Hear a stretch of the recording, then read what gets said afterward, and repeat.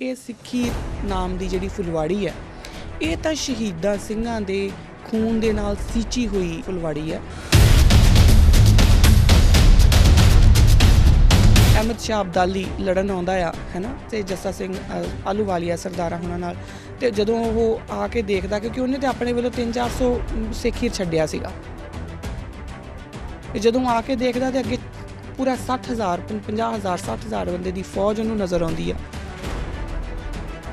ਤਾਂ ਉਹ ਫਿਰ ਉਹ ਜਦੋਂ ਪੁੱਛਦਾ ਆ ਕਿ ਇਹ ਤਾਂ ਸਾਰੇ ਖਤਮ ਹੋ ਗਏ ਸੀਗੇ, ਇਹ ਕਿੱਥੋਂ ਆ ਗਏ, ਤਾਂ ਅੱਗੋਂ ਜੋ ਉਹਨੂੰ ਜਵਾਬ ਮਿਲਦਾ ਆ, ਉਹ ਜਵਾਬ ਇਹ ਆ ਕਿ ਨਾ ਇਹ ਜੰਮਦੇ ਆ, ਨਾ ਇਹ ਮਰਦੇ ਆ, ਇਹ ਪ੍ਰਗਟ ਹੁੰਦੇ ਆ।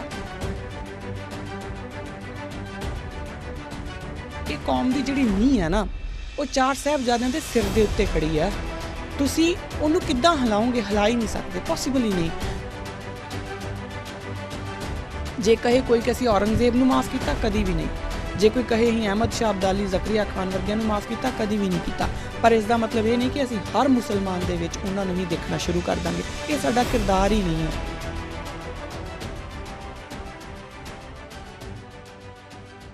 ਵਾਹਿਗੁਰੂ ਜੀ ਕਾ ਖਾਲਸਾ, ਵਾਹਿਗੁਰੂ ਜੀ ਕੀ ਫਤਿਹ। ਕਿਰਦਾਰੇ ਖਾਲਸਾ ਦੇ ਅੱਜ ਦੇ ਇਸ ਐਪੀਸੋਡ ਵਿੱਚ ਮੈਂ ਕਿਰਨਪ੍ਰੀਤ ਕੌਰ ਆਪ ਸਭ ਦਾ ਬਹੁਤ-ਬਹੁਤ ਸਵਾਗਤ ਕਰਦੀ ਹਾਂ ਜੀ। ਅੱਜ ਦਾ ਜਿਹੜਾ ਇਹ ਐਪੀਸੋਡ ਹੈ, ਇਹ ਥੋੜ੍ਹਾ ਜਿਹਾ ਜਿਹੜੀ ਆਪਣੀ ਮੇਨ ਸਟਰੀਮ ਜੋ ਆਪਾਂ ਡਿਸਕਸ਼ਨ ਕਰ ਰਹੇ ਸੀਗੇ, ਉਹਦੇ ਤੋਂ ਥੋੜ੍ਹਾ ਜਿਹਾ ਹਟ ਕੇ ਮੈਂ ਤੁਹਾਡੇ ਨਾਲ ਕੁਝ ਗੱਲਾਂ ਸਾਂਝੀਆਂ ਕਰਨਾ ਚਾਹੁੰਦੀ ਹਾਂ, ਕੁਝ ਡਿਸਕਸ਼ਨਸ ਕਰਨਾ ਚਾਹੁੰਦੀ ਹਾਂ। ਮੈਂ ਬਕਾਇਦਾ ਇਹ ਗੱਲ ਜਾਣਦੀ ਹਾਂ ਕਿ ਅਸੀਂ ਵਾਹਿਗੁਰੂ ਵਰਡ ਦੀ ਜਿਹੜੀ ਜੋ ਇੱਕ ਅੱਖਰ ਦੀ ਮੈਨੂੰ ਕੀ ਕਹਾਂ, ਡੈਫੀਨੇਸ਼ਨ ਕਹਾਂ ਜਾਂ ਮਤਲਬ ਕਹਾਂ, ਕਿਉਂਕਿ ਜਾਂ ਫਿਲੋਸਫੀ ਕਹਾਂ, ਅਸੀਂ ਉਹਨੂੰ ਸਮਝਣ ਦੀ ਇੱਕ ਗੱਲ ਆਪਾਂ ਕੋਸ਼ਿਸ਼ ਕਰ ਰਹੇ ਸੀ। ਅਤੇ ਮੈਨੂੰ ਇੰਨਾ ਪਤਾ ਹੈ ਕਿ ਆਪਾਂ ਜਿਹੜਾ ਲਾਸਟ ਐਪੀਸੋਡ ਛੱਡਿਆ ਸੀ, ਆਪਾਂ ਵਾਹੇ ਤੱਕ ਹੀ ਪਹੁੰਚੇ ਸੀ, ਗੁਰੂ ਦੀ ਗੱਲ ਹਜੇ ਅਸੀਂ ਕਰਨੀ ਸੀ। ਅਤੇ ਉਹਦੇ ਵਿਚਕਾਰ 2 ਐਪੀਸੋਡ ਜਿਹੜੇ ਆ ਉਹ ਕੁਐਸਚਨ ਆਨਸਰਸ 'ਤੇ ਪੈ ਗਏ। ਮੈਂ ਇਸ ਗੱਲ ਤੋਂ ਭਲੀ ਭਾਂਤੀ ਜਾਣੂ ਹਾਂ ਕਿ ਉਹ ਤੁਹਾਨੂੰ ਥੋੜ੍ਹਾ ਜਿਹਾ ਇੰਝ ਲੱਗ ਰਿਹਾ ਹੋਊਗਾ ਕਿ ਕਨੈਕਟੀਵਿਟੀ ਕਿਤੇ ਨਾ ਕਿਤੇ ਟੁੱਟ ਗਈ ਆ, ਪਰ ਕੋਈ ਗੱਲ ਨਹੀਂ। ਮੈਂ ਅਕਾਲ ਚੈਨਲ ਦੀ ਟੀਮ ਨੂੰ ਇਹ ਜ਼ਰੂਰ ਰਿਕੁਐਸਟ ਕਰ ਦੂੰਗੀ ਕਿ ਜਿਹੜੀ ਆਪਾਂ ਵਾਹਿਗੁਰੂ ਦੀ ਜਿਹੜਾ ਆਪਾਂ ਸ਼ੁਰੂ ਕੀਤਾ ਸੀ ਅਤੇ ਵਾਹੇ ਤੱਕ ਆਪਾਂ ਪਹੁੰਚੇ ਸੀ, ਉਹ ਦੁਬਾਰਾ ਉਹ ਵਾਲੇ ਐਪੀਸੋਡ ਅਗਲੀ ਵਾਰੀ ਰਿਪਲੇ ਕਰ ਦੇਣ, ਤਾਂ ਕਿ ਕਨੈਕਟੀਵਿਟੀ ਜਿਹੜੀ ਉਹ ਦੁਬਾਰਾ ਬਣ ਜਾਏ, ਔਰ ਜਦੋਂ ਮੈਂ ਉਸ ਤੋਂ ਬਾਅਦ ਤੁਹਾਡੇ ਨਾਲ ਗੱਲ ਕਰਾਂ ਤਾਂ ਆਪਾਂ ਗੁਰੂ ਦੀ ਗੱਲ ਕਰ ਸਕੀਏ। ਅੱਜ ਵਾਲਾ ਐਪੀਸੋਡ ਥੋੜ੍ਹਾ ਜਿਹਾ ਹਟ ਕੇ, ਜਾਂ ਇਹ ਕਹਿ ਲਓ ਕਿ ਥੋੜ੍ਹਾ ਜਿਹਾ ਮੇਨ ਲਾਈਨ ਤੋਂ ਥੋੜ੍ਹਾ ਜਿਹਾ ਮੈਨੂੰ ਅਲੱਗ ਤੋਂ ਕਿਉਂ ਕਰਨਾ ਪਿਆ, ਕਿਉਂਕਿ ਕੁਝ ਚੀਜ਼ਾਂ ਬੜੀਆਂ ਇੰਪੋਰਟੈਂਟ ਸਾਹਮਣੇ ਆਈਆਂ। ਆਪਾਂ ਜਿਹੜਾ ਇਹ ਪ੍ਰੋਗਰਾਮ ਹੈ ਕਿਰਦਾਰੇ ਖਾਲਸਾ, ਬੇਸਿਕਲੀ ਆਪਾਂ ਇਹ ਇਸ ਲਈ ਡਿਸਕਸ ਕਰਨ ਨੂੰ ਕੀਤਾ ਸੀਗਾ ਕਿ ਕਿਰਦਾਰੇ ਖਾਲਸਾ ਹੈ ਕੀ, ਖਾਲਸੇ ਦਾ ਕਿਰਦਾਰ ਕੀ ਆ। ਤਾਂ ਆਪਾਂ ਜਿਹੜੀਆਂ ਫਿਲੋਸਫਿਕਲ ਜਾਂ ਜਿਹੜੀਆਂ ਥਿਓਰੈਟੀਕਲ ਗੱਲਾਂ ਕਰ ਰਹੇ ਹਾਂ, ਤਾਂ ਮੈਨੂੰ ਲੱਗਾ ਕਿ ਜਿਹੜਾ ਦਿੱਲੀ ਚਲੋ ਪ੍ਰੋਟੈਸਟ ਹੋਇਆ ਆ, ਜਿਹੜਾ ਜਿਸ ਤਰੀਕੇ ਨਾਲ ਪੰਜਾਬ ਤੋਂ ਕਿਸਾਨ ਜਿਹੜੇ ਨੇ ਉਹ ਨਿਕਲ ਕੇ ਆਪਣੇ ਘਰਾਂ 'ਚੋਂ ਔਰ ਆਪਣਾ ਸਾਰਾ ਲਗਜ਼ਰੀ ਲਾਈਫ ਛੱਡ ਕੇ, ਜਾਂ ਕੰਫਰਟ ਛੱਡ ਕੇ, ਲਗਜ਼ਰੀ ਨਾ ਵੀ ਕਿ ਕੰਫਰਟ ਛੱਡ ਕੇ ਜਿਸ ਤਰੀਕੇ ਨਾਲ ਉਹ ਚੱਲੇ ਨੇ, ਉਹ ਕਮਾਲ ਉਹਨਾਂ ਨੇ ਔਰ ਕਾਬਿਲੇ ਤਾਰੀਫ ਸੀਗਾ। ਔਰ ਮੈਨੂੰ ਲੱਗਾ ਕਿ ਮੈਂ ਉੱਥੇ ਹਰ ਇੱਕ ਛੋਟੇ ਪਾਰਟਸ ਦੇ ਵਿੱਚ ਵੀ ਜਦੋਂ ਆਪਾਂ ਦੇਖੀਏ, ਤਾਂ ਮੈਨੂੰ ਇੰਝ ਲੱਗਾ ਕਿ ਜਿਵੇਂ ਸਾਡਾ ਜਿਹੜਾ ਕਿਰਦਾਰੇ ਖਾਲਸਾ ਜੋ ਮੈਂ ਥਿਓਰੈਟੀਕਲੀ ਬੋਲਦੀ ਹਾਂ, ਉਹ ਮੈਨੂੰ ਸਾਰਾ ਉੱਥੇ ਪ੍ਰੈਕਟੀਕਲੀ ਹੁੰਦਾ ਨਜ਼ਰ ਆਇਆ।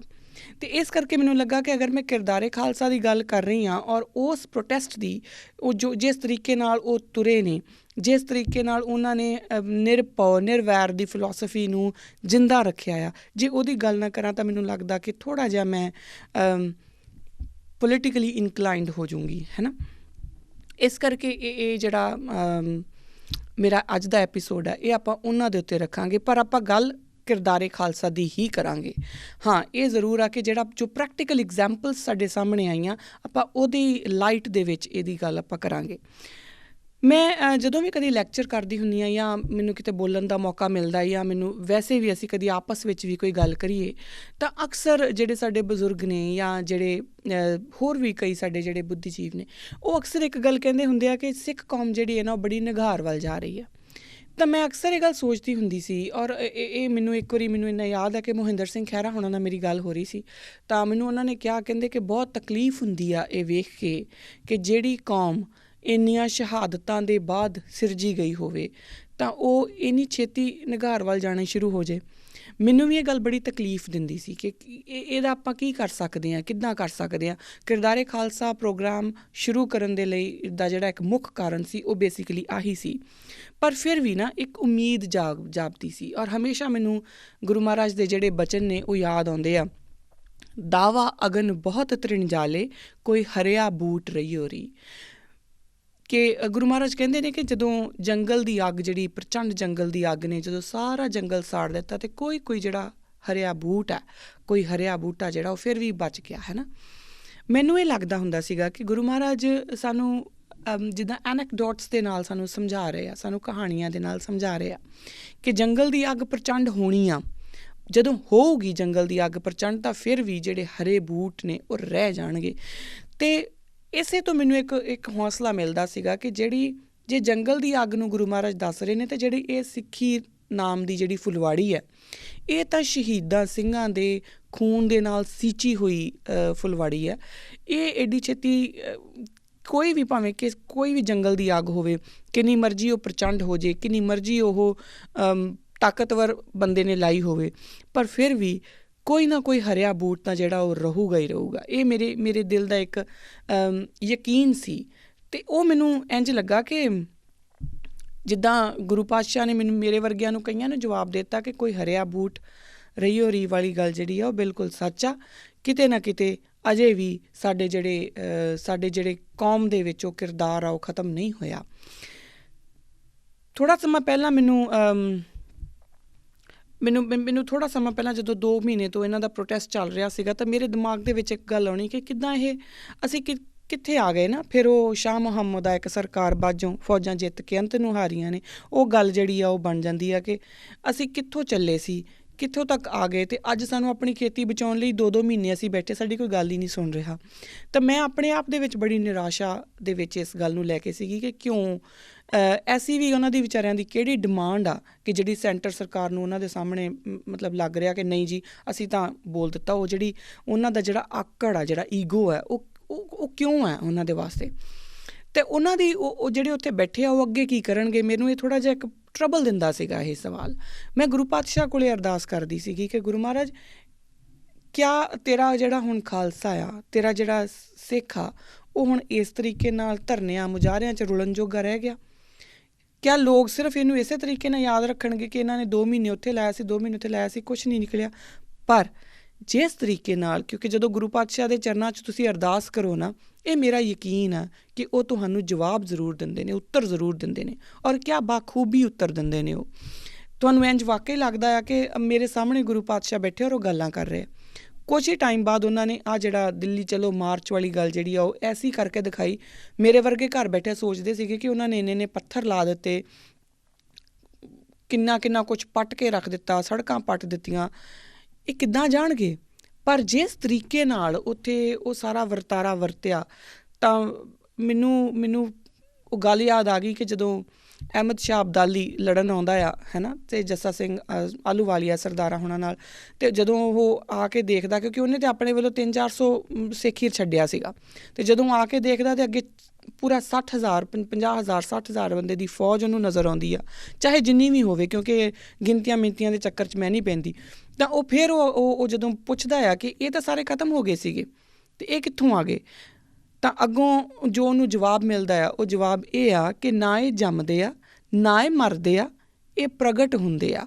ਪ੍ਰਗਟਿਓ ਖਾਲਸਾ ਪਰਮਾਤਮ ਕੀ ਮੌਜ। ਅਤੇ ਉਹ ਜਿਹੜਾ ਪ੍ਰਗਟ ਹੁੰਦਾ ਖਾਲਸਾ ਨਾ, ਉਹ ਮੈਂ ਉਸ ਪ੍ਰੋਟੈਸਟ ਵਿੱਚ ਦੇਖਿਆ। ਹੋ ਸਕਦਾ ਕਿ ਮੇਰੀ ਗੱਲ ਦੇ ਨਾਲ ਕੋਈ ਸਹਿਮਤ ਨਾ ਹੋਵੇ, ਜਾਂ ਕਿਸੇ ਨੂੰ ਇਹ ਲੱਗੇ ਕਿ ਨਹੀਂ ਜੀ ਇਹਨੂੰ ਆਪਾਂ ਰਿਲੀਜਨ ਨਾਲੋਂ ਦੂਰ ਰੱਖੀਏ। ਇਹ ਅਕਸਰ ਇਹ ਗੱਲ ਜਿਹੜੀ ਸਾਹਮਣੇ ਆ ਰਹੀ ਆ ਕਿ ਪ੍ਰੋਟੈਸਟ ਜਿਹੜਾ ਉਹਨੂੰ ਰਿਲੀਜਨ ਦੇ ਨਾਲ ਨਹੀਂ ਜੋੜਨਾ ਚਾਹੀਦਾ। ਹੁਣ ਚੱਕਰ ਇਹ ਆ ਕਿ ਜਿਹੜਾ ਪੰਜਾਬ ਦਾ ਕਿਸਾਨ ਹੈ ਨਾ, ਉਹ ਸਿੱਖ ਵੀ ਹੈਗਾ। ਤਾਂ ਤੁਸੀਂ ਸਿੱਖ ਨੂੰ, ਕਿਸਾਨ ਨੂੰ 2 ਅਲੱਗ-ਅਲੱਗ ਚੀਜ਼ਾਂ ਕਰਕੇ ਨਹੀਂ ਦੇਖ ਸਕਦੇ, 2 ਐਂਟੀਟੀਜ਼ ਕਰਕੇ ਨਹੀਂ ਦੇ ਸਕਦੇ।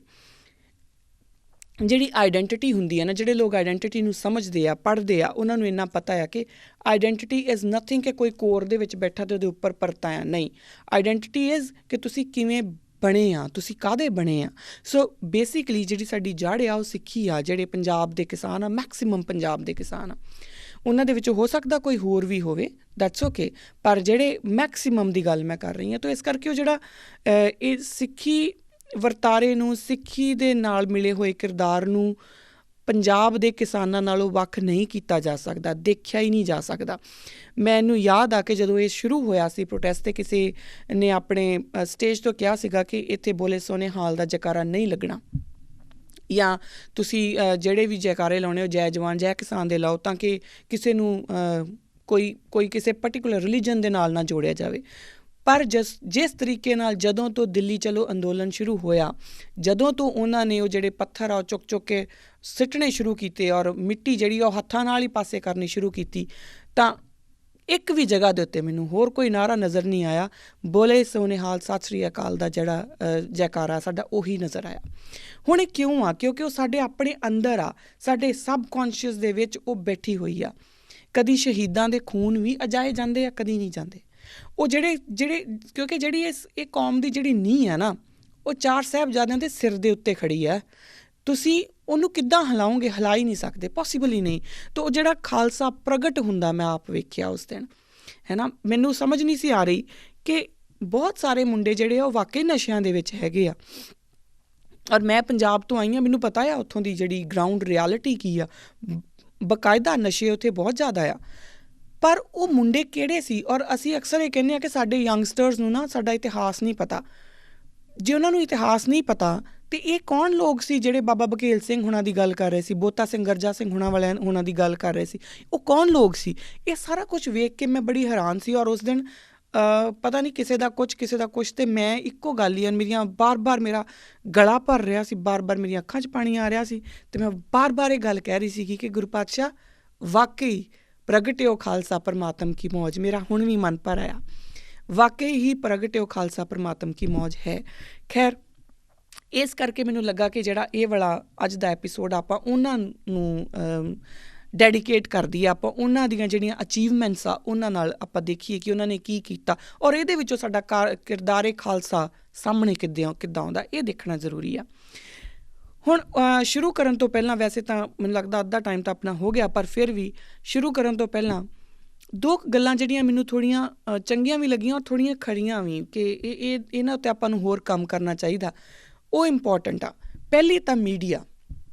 ਮੈਨੂੰ ਇਸ ਗੱਲ ਦੀ ਬੜੀ ਖੁਸ਼ੀ ਹੋਈ ਕਿਉਂਕਿ ਨੈਸ਼ਨਲ ਮੀਡੀਆ ਨੇ ਕੁਛ ਨਹੀਂ ਦਿਖਾਇਆ, ਇੰਟਰਨੈਸ਼ਨਲ ਮੀਡੀਆ ਨੇ ਨੈਸ਼ਨਲ ਮੀਡੀਆ ਦਾ ਨੈਰੇਟਿਵ ਫੋਲੋ ਕੀਤਾ। ਸਾਡਾ ਜਿਹੜਾ ਪੰਜਾਬੀ ਮੀਡੀਆ ਸੀ ਨਾ, ਉਹ ਇੰਨਾ ਪਾਵਰਫੁਲ ਸੀ। ਔਰ ਉੱਥੇ ਮੈਨੂੰ ਲੱਗ ਰਿਹਾ ਸੀਗਾ ਜਿਵੇਂ ਇਕੱਲਾ ਬੱਚਾ ਮੀਡੀਆ ਹੈ, ਉਹ ਆਪਣੇ ਫੋਨਾਂ ਤੋਂ ਲਾਈਵ ਹੋਏ ਸੀਗੇ। ਪਰ ਉਹਦੇ ਨਾਲ ਜਿਵੇਂ ਜਿੰਨਾ ਵੀ ਜਿਹੜਾ ਸਾਡਾ ਪੰਜਾਬੀ ਮੀਡੀਆ ਆ, ਉਹਨੇ ਇੰਨਾ ਸਾਰਥਕ ਕੰਮ ਕੀਤਾ ਕਿ ਸ਼ਾਇਦ ਇਹ ਖਬਰਾਂ ਸਾਡੇ ਤੱਕ ਕਦੀ ਨਹੀਂ ਸੀ ਪਹੁੰਚਣੀਆਂ। ਸ਼ਾਇਦ ਇਹ ਸੰਘਰਸ਼ ਨੂੰ ਵੀ ਕੋਈ ਹੋਰ ਹੀ ਨਾਮ ਦਿੱਤਾ ਜਾਣਾ ਸੀ, ਜਾਂ ਸ਼ਾਇਦ ਪਤਾ ਨਹੀਂ ਕਿਸ ਤਰੀਕੇ ਨਾਲ ਇਹਨੂੰ ਡਿਪਿਕਟ ਕੀਤਾ ਜਾਂਦਾ ਜੇ ਸਾਡਾ ਆਪਣਾ ਮੀਡੀਆ ਉੱਥੇ ਨਾ ਹੁੰਦਾ। ਸਾਡੇ ਆਪਣੇ ਮੀਡੀਆ ਨੇ ਇੰਨਾ ਕੁ ਉੱਥੇ ਸਾਰਥਕ ਕੰਮ ਕੀਤਾ ਕਿ ਮੈਨੂੰ ਇੰਝ ਲੱਗਾ ਕਿ ਇੱਕ ਚੀਜ਼ ਦੀ ਕਮੀ ਥੋੜ੍ਹੀ ਜਿਹੀ ਜਿਹੜੀ ਉਹ ਰਹਿ ਗਈ ਆ, ਉਹ ਇਹ ਆ ਕਿ ਸਾਨੂੰ ਆਪਣੇ ਮੀਡੀਆ ਨੂੰ ਹੋਰ ਸਟਰੋਂਗ ਕਰਨ ਦੀ ਲੋੜ ਆ। ਸਾਨੂੰ ਆਪਣੇ ਮੀਡੀਆ ਨੂੰ ਇੰਟਰਨੈਸ਼ਨਲ ਬਣਾਉਣ ਦੀ ਲੋੜ ਆ। ਹੁਣ ਇੰਟਰਨੈਸ਼ਨਲ ਬਣਾਉਣ ਤੋਂ ਮੇਰਾ ਮਤਲਬ ਹੈ ਕਿ ਅੰਗਰੇਜ਼ੀ ਭਾਸ਼ਾ, ਕਿਉਂਕਿ ਜਿਹੜਾ ਨੈਰੇਟਿਵ ਕੰਸਟਰਕਟ ਹੋ ਗਿਆ, ਜੋ ਇੰਟਰਨੈਸ਼ਨਲ ਨੈਰੇਟਿਵ ਕੰਸਟਰਕਟ ਹੈ ਨਾ, ਕੰਸਟਰਕਟ ਹੋ ਰਿਹਾ, ਉਹ ਬੇਸਿਕਲੀ ਨੈਸ਼ਨਲ ਨੈਰੇਟਿਵ ਕੰਸਟਰਕਟ ਕਰ ਰਿਹਾ। ਜੋ ਨੈਸ਼ਨਲ TV ਇੰਗਲਿਸ਼ ਵਿੱਚ ਜਾਂ ਹਿੰਦੀ 'ਚ ਦੱਸ ਰਹੇ ਆ, ਉਸੇ ਚੀਜ਼ ਨੂੰ ਇੰਟਰਨੈਸ਼ਨਲ ਮੀਡੀਆ ਜਿਹੜਾ ਮੰਨ ਰਿਹਾ, ਚਾਹੇ ਉਹ ਅਲ ਜਜ਼ੀਰਾ ਹੋ ਜਾਏ, ਚਾਹੇ ਉਹ CNN ਹੋ ਜਾਏ, ਚਾਹੇ BBC ਹੋ ਜਾਏ। ਸਾਨੂੰ ਜ਼ਰੂਰਤ ਹੈ ਕਿ ਆਪਾਂ ਰਲ ਮਿਲ ਕੇ ਜਿਹੜੇ ਆਪਣੇ ਮੀਡੀਆ ਜਿਹੜਾ ਖੜਾ ਹੈ ਨਾ, ਇਹਨੂੰ ਹੋਰ ਸਟਰੋਂਗ ਕਰੀਏ, ਕਿਸੇ ਵੀ ਤਰੀਕੇ ਨਾਲ ਕਰੀਏ। ਇਹਦੇ ਵਿੱਚ ਮੈਂ ਅਕਾਲ ਚੈਨਲ ਦੀ ਟੀਮ ਨਾਲ ਤਾਂ ਗੱਲ ਕਰੂੰਗੀ ਕਿ ਆਪਾਂ ਕਿਤੇ ਨਾ ਕਿਤੇ ਇੰਗਲਿਸ਼ ਜਿਹੜੀ ਹੈ ਨਾ, ਉਹਨੂੰ ਵੀ ਨਾਲ ਯੂਜ਼ ਕਰਨਾ ਸ਼ੁਰੂ ਕਰੀਏ। ਕਿਸੇ ਤਰੀਕੇ ਨਾਲ ਵੀ ਆਪਾਂ ਚਾਹੇ ਇੱਕ ਪੈਰਲਲ ਕੁਛ ਹੋਰ ਖੜਾ ਕਰੋ, ਜਾਂ ਇਹਦੇ ਵਿੱਚ ਹੀ ਕੁਛ ਨਾ ਕੁਛ ਨਵੇਂ ਪ੍ਰੋਗਰਾਮਸ, ਤਾਂ ਕਿ ਲੋਕਾਂ ਨੂੰ ਅੰਗਰੇਜ਼ੀ ਦੇ ਨਾਲ ਜਿਹੜੇ ਲੋਕ ਸਿਰਫ ਸਾਨੂੰ ਅੰਗਰੇਜ਼ੀ ਦੇ ਨਾਲ ਸਮਝਦੇ ਆ, ਯਾਨੀ ਕਿ ਜਿਹੜੇ ਬਾਹਰਲੇ ਮੁਲਕਾਂ ਦੇ ਲੋਕ ਆ, ਜਿੱਦਾਂ ਹੁਣ ਕੋਈ MP ਆ, ਕੋਈ ਬ੍ਰਿਟਿਸ਼ MP ਆ, ਕੋਈ ਕੈਨੇਡੀਅਨ MP ਆ, ਅਗਰ ਉਹਨਾਂ ਨੂੰ ਸਮਝਣਾ ਆ ਤਾਂ ਉਹਨਾਂ ਨੂੰ ਇੰਟਰਨੈਸ਼ਨਲ ਨਿਊਜ਼ ਚੁੱਕਣ ਦੀ ਬਜਾਏ ਜੋ ਗਰਾਊਂਡ ਰਿਐਲਿਟੀ ਤੋਂ ਨਿਊਜ਼ ਆ ਰਹੀਆਂ ਉਹ ਦੇਖਣ ਦਾ ਮੌਕਾ ਮਿਲੇ। ਸੋ ਇੱਕ ਤਾਂ ਇਹ ਮੈਨੂੰ ਲੱਗਾ ਕਿ ਇੱਥੇ ਸਾਨੂੰ ਕੰਮ ਕਰਨ ਦੀ ਲੋੜ ਹੈ। ਦੂਸਰੀ ਗੱਲ, ਸਾਨੂੰ ਆਪਣੀ ਇੰਟਰਨੈਸ਼ਨਲ ਸੇ ਬਣਾਉਣ ਦੀ ਬਹੁਤ ਜ਼ਰੂਰਤ ਹੈ। ਉਹ ਕਿਉਂਕਿ ਇੰਟਰਨੈਸ਼ਨਲੀ ਮੈਨੂੰ ਲੱਗ ਰਿਹਾ ਸੀਗਾ ਕਿ ਸਾਡੀ ਆਵਾਜ਼ ਜਿਹੜੀ ਹੈ ਨਾ, ਉਹ ਜਿੰਨੀ ਲਾਊਡ ਐਂਡ ਕਲੀਅਰ ਜਾਣੀ ਚਾਹੀਦੀ ਹੈ ਉਨੀ ਜਾ ਨਹੀਂ ਰਹੀ। ਬਹੁਤ ਸਾਰੇ ਜਿਹੜੇ ਸਾਡੇ MPs ਨੇ ਜਾਂ ਜਿਹੜੇ ਫੋਰਨ ਕੰਟਰੀਜ਼, ਜਗਮੀਤ ਸਿੰਘ ਹੁਣਾਂ ਦਾ ਵੀ ਮੈਂ ਕੱਲ੍ਹ ਇੱਕ ਟਵਿੱਟਰ ਦੇਖਿਆ, ਤਨਮਨਜੀਤ ਸਿੰਘ ਢੇਸੀ ਹੁਣਾਂ ਦੀ ਇੱਕ ਲੈਟਰ ਦੇਖੀ ਮੈਂ, ਔਰ ਉਸ ਤੋਂ ਬਿਨਾਂ ਵੀ ਜਿਹੜੇ ਸ਼੍ਰੋਮਣੀ ਅਕਾਲੀ ਦਲ ਅੰਮ੍ਰਿਤਸਰ ਅਮਰੀਕਾ ਵਾਲੇ ਨੇ, ਉਹਨਾਂ ਨੇ ਬਕਾਇਦਾ UN ਦੇ ਹਾਈ ਕਮਿਸ਼ਨਰ ਨੂੰ ਪ੍ਰੋਪਰ ਕੰਪਲੇਂਟ ਫਾਰਮੈਟ ਦੇ ਉੱਤੇ ਕੰਪਲੇਂਟ ਵੀ ਲਿਖੀ ਆ, ਕੈਨੇਡਾ ਦੀ ਸੰਗਤ ਨੇ ਵੀ ਲਿਖਿਆ ਆ। ਸੋ ਇਹ ਕੁਝ ਆਵਾਜ਼ਾਂ ਆ, ਪਰ ਸਾਨੂੰ ਇੱਕ ਕਮਿਊਨਿਟੀ ਦੀ ਤੌਰ 'ਤੇ ਇਕੱਠੇ ਹੋ ਕੇ ਸਾਨੂੰ ਆਪਣੀ ਇੰਟਰਨੈਸ਼ਨਲ ਜਿਹੜੀ ਵੋਇਸ ਆ ਨਾ, ਉਹਨੂੰ ਹੋਰ ਵਧਾਉਣਾ ਚਾਹੀਦਾ ਆ। ਸਾਨੂੰ ਕਿਤੇ ਨਾ ਕਿਤੇ ਉਹ ਕੰਮ ਕਰਨੇ ਚਾਹੀਦੇ ਆ ਤਾਂ ਕਿ ਸਾਡੀ ਗੱਲ ਸੁਣੀ ਜਾਵੇ। ਸਾਡੇ ਚਾਹੇ ਛੋਟੇ ਛੋਟੇ ਪ੍ਰੈਸ਼ਰ ਗਰੁੱਪਸ ਹੀ ਬਣ ਜਾਣ, ਪਰ ਉਹ ਪ੍ਰੈਸ਼ਰ ਗਰੁੱਪਸ ਐਸੇ ਹੋਣ ਕਿ ਜਦੋਂ ਵੀ ਕੋਈ ਗੱਲ ਹੋਵੇ, ਘੱਟੋ ਘੱਟ ਇੰਟਰਨੈਸ਼ਨਲ ਮੀਡੀਆ, ਇੰਟਰਨੈਸ਼ਨਲ ਕਮਿਊਨਿਟੀ ਵਿੱਚ ਅਸੀਂ ਸੁਣੇ ਜਾਈਏ। BBC ਸਿਰਫ ਇੱਕ ਤਰਫਾ ਜੀ ਗੱਲ ਕਰ ਰਿਹਾ, ਕਿਉਂਕਿ ਉਹ ਉਹੀ ਨੈਰੇਟਿਵ ਦੇਖ ਰਿਹਾ ਜੋ ਉੱਥੇ ਉਹਨਾਂ ਨੂੰ ਨਜ਼ਰ ਆ ਰਿਹਾ। ਜੇ ਸਾਡੇ ਕੋਲ ਆਪਣੇ ਛੋਟੇ ਛੋਟੇ ਪ੍ਰੈਸ਼ਰ ਗਰੁੱਪਸ ਹੋਣ ਜਿਹੜੇ BBC ਨੂੰ ਜਾ ਕੇ ਮਿਲ ਸਕਣ ਕਿ ਬਈ ਸਾਡੀ ਆਹ ਗੱਲ ਆ, ਅਸੀਂ this is what we are saying, ਆਹ ਸਾਡੀ ਪ੍ਰੋਬਲਮ ਆ, ਤਾਂ ਸ਼ਾਇਦ ਸਾਡੀ ਗੱਲ ਸੁਣੀ ਜਾਊਗੀ। ਸੋ ਸਾਨੂੰ ਆਪਣੀ ਇੰਟਰਨੈਸ਼ਨਲ ਆਵਾਜ਼ ਜਿਹੜੀ ਹੈ ਨਾ, ਉਹ ਬੁਲੰਦ ਕਰਨ ਦੀ ਬਹੁਤ ਲੋੜ ਆ। ਅਗਲੀ ਇਹ ਤਾਂ ਹੋ ਗਈਆਂ ਜਿਹੜੀਆਂ ਗੱਲਾਂ ਮੈਨੂੰ ਲੱਗਾ ਕਿ ਸਾਨੂੰ ਹੋਰ ਕੰਮ ਕਰਨ ਦੀ ਲੋੜ ਆ, ਹੈ ਨਾ। ਇਸ ਤੋਂ ਅਗਲੀ ਜਿਹੜੀ ਹੁਣ ਆਪਾਂ ਆ ਜਾਈਏ ਕਿਰਦਾਰੇ ਖਾਲਸਾ ਦੇ ਉੱਤੇ, ਜਿਹੜਾ ਮੈਂ ਤੁਹਾਨੂੰ ਦੱਸਿਆ ਕਿ ਕਿਰਦਾਰੇ ਖਾਲਸਾ ਦਾ ਪ੍ਰੈਕਟੀਕਲ ਕਿੱਦਾਂ ਹੋਇਆ ਆ, ਆਪਾਂ ਉਹਦੇ ਬਾਰੇ ਗੱਲ ਕਰਾਂਗੇ।